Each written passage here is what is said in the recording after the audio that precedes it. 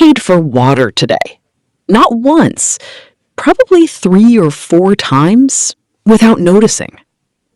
It came out of your tap for less than a cent. And somewhere in the last few years, you decided that wasn't good enough. So you handed over $2, $3, sometimes $5 for the exact same molecule in a plastic bottle with a mountain on the label. This isn't a story about water. It's a story about how an entire industry convinced billions of people to distrust something that's essentially free and turned that fear into a $300 billion market. And once you see how they did it, you'll start noticing the exact same playbook everywhere else you spend money. In most developed countries, tap water is tested more often and more rigorously than bottled water. Municipal supplies in the US are checked multiple times a day. Bottled water companies, by contrast, are regulated more loosely. Some brands have been caught literally filling bottles from the tap and slapping a mountain range on the label. So, if the product isn't meaningfully better, why are people paying, in some cases, over 1,000 times more for it? The answer starts over a century ago, and it's a story about fear, not thirst. Back in the late 1800s, as germ theory spread across Europe, people got terrified of what might be lurking in their water supply. Cholera, typhoid, invisible killers in every glass. That fear was often exaggerated. But bottlers didn't correct the record. They leaned into it. Early bottled water wasn't marketed as a luxury. It was marketed as protection. Buy this or risk your family's life. That single move, selling safety instead of selling water, is the seed of everything that came after. Section 2. The rebrand. Fast forward to 1976. Bottled water in America was still a niche product. Big, awkward jugs sitting in office break rooms, nothing you'd hand someone at a party. Then a French company called Perrier did something deceptively simple. They shrank the bottle. Suddenly, water wasn't just a utility you refilled at a cooler. It was something you could hold, carry, and be seen with. A personal item. And the moment something becomes personal, marketers can attach an identity to it. This is where the psychology gets interesting. Perrier, and everyone who copied them, stopped competing with tap water. They started competing with soda, juice, alcohol. They positioned bottled water as the sophisticated choice, the healthy choice, the choice of someone who has their life together. You weren't buying hydration. You were buying a small, visible signal about who you are.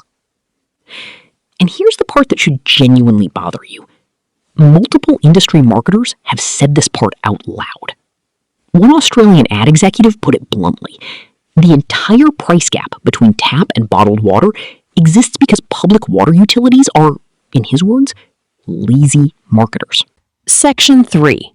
The origin trick. Once safety and identity were established, the industry needed one more lever. Justification for premium pricing. And they found it in geography. Look at any high-end water brand, Fiji, Evian, Voss, and you'll notice they're not selling water. They're selling a place. Fiji Water's entire brand is built on the idea that it comes from a remote, untouched tropical paradise, filtered through volcanic rock, far from civilization. Evian leans on the French Alps. The logic being sold to you is this water traveled thousands of miles from somewhere pristine, so it must be worth more than the water 50 feet under your street. This is the same psychological trick used to sell everything from wine to handbags. Origin as a stand-in for quality, even when the actual measurable quality is nearly identical to alternatives a fraction of the price. Combine all 3 levers, fear, identity, origin, and you get brands charging up to 2,000 times the price of tap water for a product regulators trust less, not more. Section 4. Why it keeps working. Here's what makes this genuinely fascinating, rather than just annoying. The industry adapted every single time consumers got smarter. When people started worrying about plastic waste, the same brands didn't lower prices. They raised them and rebranded around sustainability. Recycled bottles, carbon neutral claims, premium eco packaging. The pitch changed from "this is safer" to "this is healthier" to "this is more responsible." But the underlying transaction stayed the same. Pay significantly more for something you already have access to in exchange for a feeling. Recent market data shows this trend isn't slowing down. Premium and functional waters, the electrolyte enhanced and vitamin fortified kind, are growing even faster than the category as a whole because the same industry found a new justification for the same core product.